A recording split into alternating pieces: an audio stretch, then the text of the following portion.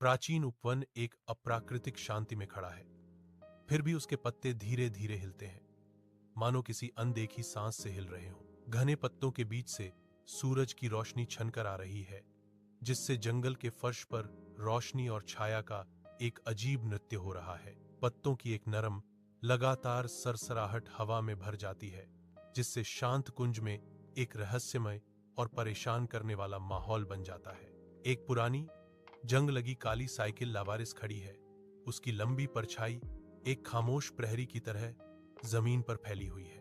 एक गहरे, रहस्यमय सन्नाटे में डूबी साइकिल इंतजार करती हुई प्रतीत होती है। धूप से जगमगाते जंगल में एक अकेली आकृति, गांव का चौपाल ढलते सूरज की नरम, धुंधली रोशनी में नहाया हुआ है, जिससे लंबी, भयानक परछाइयां बन रही हैं। ग्रामीण इकट्ठा होते हैं। उनके चेहरे दिन भर की कठिन मेहनत से थके हुए हैं। थकी हुई आत्माओं का एक मौन दृश्य। एक बुजुर्ग व्यक्ति रामू गंभीर भाव से बोलता है।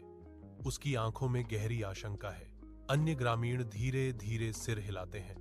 उनकी निगाहें डर और श्रद्धा का एक भयावह मिश्रण है, जो प्राचीन कहानियों में खोए हुए है। रामू की आवाज चेतावनी से भरी हुई गोधूली बेला में गूंजती है। जो कोई भी उस पेड़ या उस साइकिल को छुएगा, वे फिर कभी पहले जैसे नहीं रहते। वह समाप्त करता है। एक भयावह घोषणा हवा में लटकी हुई है। एक युवा लड़का अमन एक अंधेरे बाग से गुजरता है। ग्रामीणों की कहानियों को केवल अंधविश्वास कहकर खारिज कर देता है। वह रुकता है, अपनी साइकिल को घूरता है, फिर गहरी सांस लेता है, हैंडल बार तक पहुंचता है।